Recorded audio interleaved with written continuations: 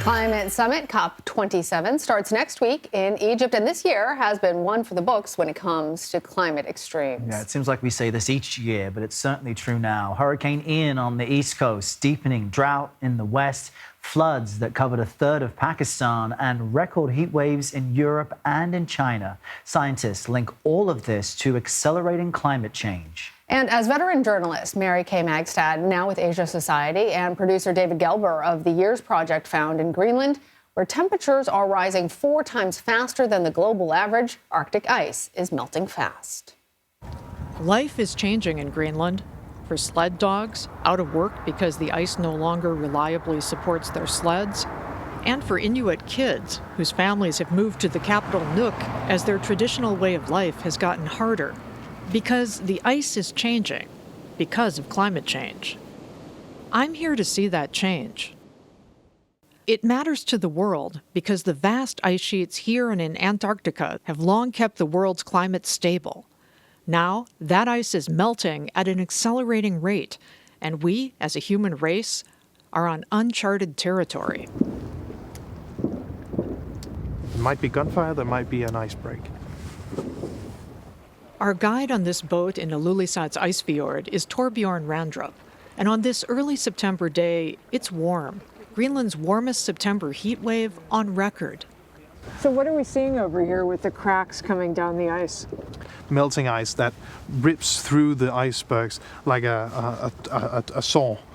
And that's also what creates the calvings. The calvings are dramatic. Tourists come here to see them. I'm here for something more. As an American, I've lived at a time when fossil fuels have powered American prosperity and fueled climate change. As a public radio correspondent in China and Southeast Asia, I saw how those places followed our lead. Now, other emerging economies around the world are doing the same thing, and I want to see the impact here on the ice sheet itself. It's mind-bending to be in the midst of this. It's like walking on a frozen ocean caught mid-wave. With me is Marco Tedesco, a climate scientist from Columbia University who's been coming here to do research for 2 decades. You've come here many times. You've done research trips over the last 20 years to the ice sheet. When you look around at the state of the ice here, what is the ice saying to you now? The ice speaks many languages. Over the past decades, it's been not only talking to us, but screaming to us. Screaming that this ice sheet, 3 times the size of Texas and up to 2 miles deep, is not as eternal as it looks. Marco already saw signs that the ice sheet was in trouble when he was here on a visit in 2013 with 60 Minutes correspondent Leslie Stahl for the documentary series Years of Living Dangerously. Wow, this is a lake? I can't get over it. You can see we are really in a basin, and all the water starts collecting here. And you can see really these cracks here. You see underneath? You can see definitely. Yeah. What you're seeing is that the water has been flushing away the snow.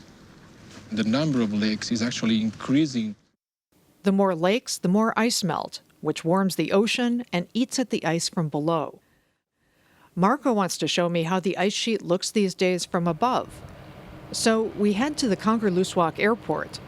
It served as a U.S. military base during and after World War II, when the U.S. had several bases in Greenland. Now it has just one, but the melting ice has renewed superpower interest in Greenland, with the U.S. and China competing over access to minerals and strategic positioning. Our pilot is Mia Bielman-Larsen from Air Safari. She tells us that when she was flying in the summer of 2021, she saw what looked like fog at a time when there were huge wildfires in Siberia and in the United States. The fires that they had, the smoke actually came all the way up to Greenland. So this is kind of crazy. So you have CO2 emissions from the world, including the states, affecting the melting in Greenland. And then climate change being at least partly responsible for the droughts that cause forest fires, wildfires. The soot from that comes here and then speeds melting. So you've got this vicious cycle going on. Yeah. We head out to take a look. Making a little steeper turn, just coming around here. So hang on our left here, we're seeing this hill rising. It doesn't have any ice on it. What's that? The contrast between the green and the brown you were pointing, that was ice until very recent. That's something to be worried about? Well, definitely yes. Then think about how small we are, and think about the damage you're making. It's incredibly powerful. The activity, the consequences of the activity of the human being on our planet. Scientists have been making that same point for decades. Here's renowned planetary scientist Carl Sagan testifying before a Senate committee in 1985. Temperature. And here we are pouring enormous quantities of CO2 and these other gases into the atmosphere every year with hardly any concern about its long-term and global consequences. He said that 37 years ago. And yet, over the past half-century, we've almost doubled global CO2 emissions, with the United States and China leading the way. As a result, some scientists say, Greenland's ice sheet has passed a tipping point that could have a domino effect, speeding up ice melt at both poles, intensifying hurricanes, heat waves, droughts, and wildfires around the world, and raising sea levels by several feet by the end of this century, affecting hundreds of millions of people. Out on the ice sheet, Marco tells me this is the climate equivalent of a 5-alarm fire. We have a moral obligation and an economic need to face the consequences of climate change, whether we want it or not, whether we like it or not, or whether we know or not. This is already happening and is affecting everybody. More climate extremes may cause hunger, mass migration, even conflict. So the goal is to hit global net zero emissions by 2050 by cutting use of coal, oil, and gas and pulling CO2 out of the atmosphere.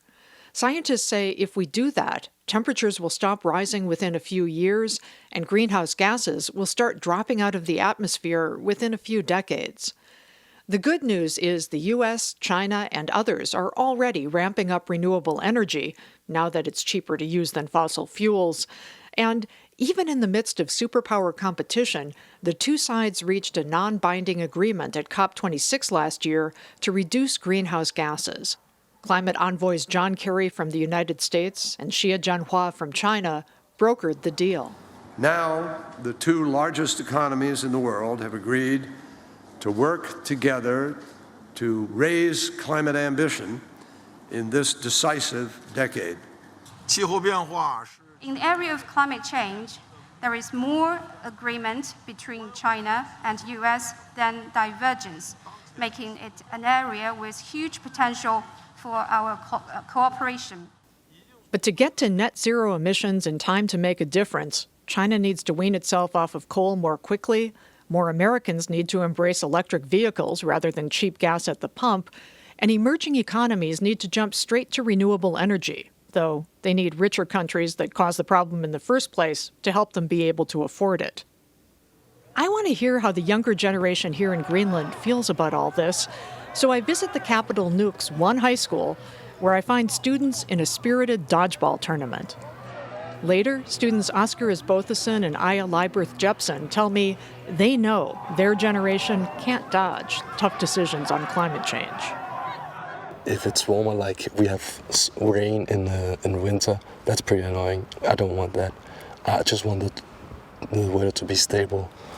If the weather gets even more unstable and more annoying, that will sadly maybe make me move away, which is sad because I do really love Greenland. Is there anything you'd like people outside of Greenland to understand about Greenland as they think about climate change? They need to know that their action is not only affecting Greenland because of the ice melting, but it's also affecting them. So they need to think about their decisions before they do the actions, because it's not only affecting us, even though they don't really know about Greenland. We are going to take a quick break. When we come back, we'll be speaking with correspondent Mary Kay Magistad, who we just saw in that documentary we watched. Coming up next.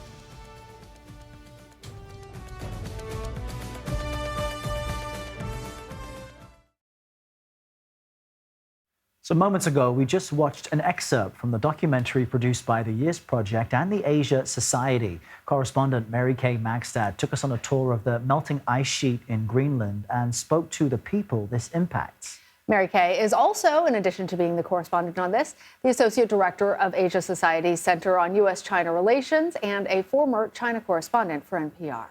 Mary Kay, it's so good to have you with us. Tell us about the significance of Greenland in the fight against climate change. So we focused on Greenland because what happens in Greenland affects the world. The ice sheets at the North Pole and the South Pole, the Arctic and the Antarctic, have been keeping the world's climate stable for as long as humans have been around.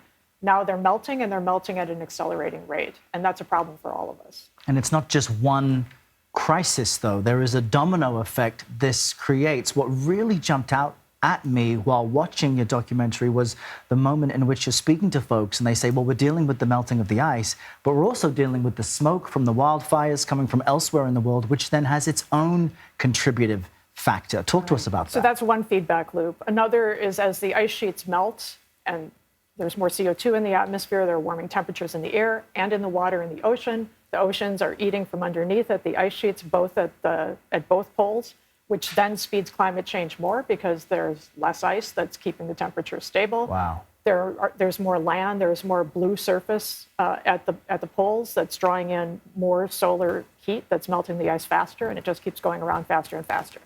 And it's such a reminder, too, when you're in these remote areas. These are not the places that are producing pollution, carbon emissions. The U.S. and China are the biggest emitters of greenhouse gases. And yet these other places are seeing so quickly the effects of it. At last year's COP26, the U.S. and China brokered a deal to reduce emissions. Now, a year later, how are we doing on all that?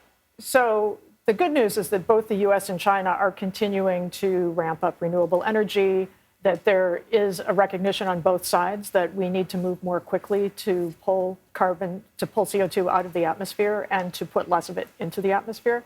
The U.S. and China haven't been getting along so well lately because of tensions over Taiwan, so they're not talking to each other the way they had agreed to about climate change, but both still are in parallel form working toward the same goal.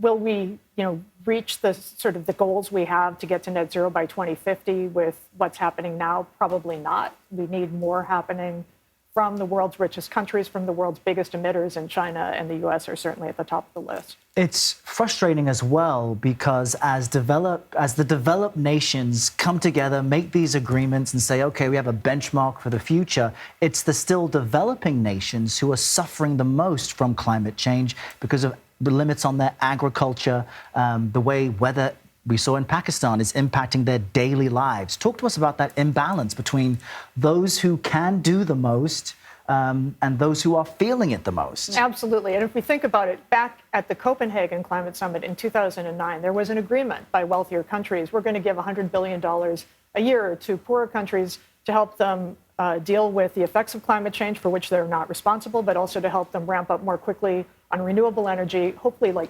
skipping fossil fuels as much as possible, the way that many developing countries went straight to mobile phones and didn't have landlines. But very little of that money has actually been given. And in fact, by some estimates, more like between $1 and $4 trillion a year is needed to make that sort of a transition, given all of the emerging economies there are in the world. And all of the aspirations those economies have to live a better life the way we have. We've just been powered by fossil fuels, and they're going to need to choose a different path with our help because they can't afford to do it otherwise. What then is the main takeaway you want us and other viewers of this doc to have, other than doom and panic? Well, on the doom and panic side, there hasn't been this much CO2 in the atmosphere for 2 to 4 million years, never in human history. The last time there was this much CO2 in the atmosphere, there were trees in the Antarctic. We are on a glide path to a significantly different planet if we don't make significant transformational changes now in how we're using energy. And so I think that what we are hoping to do with this documentary is just concentrate minds, as COP27 is hoping to concentrate minds. They're going to be talking about how do we help emerging economies, what should wealthier economies, wealthier countries be doing now that they're not doing? It's certainly not giving half $1 trillion in subsidies to fossil fuels, fossil fuel industries, as we're doing now. It's to try to put more energy, more investment into renewables, and also find creative ways to pull CO2 out of the atmosphere quickly. Yeah, it's sobering and it's reality, and we appreciate you shining a light for us. And joining us. Thank you. My pleasure to be here. Mary Kay Magistad, thank you. Thank you.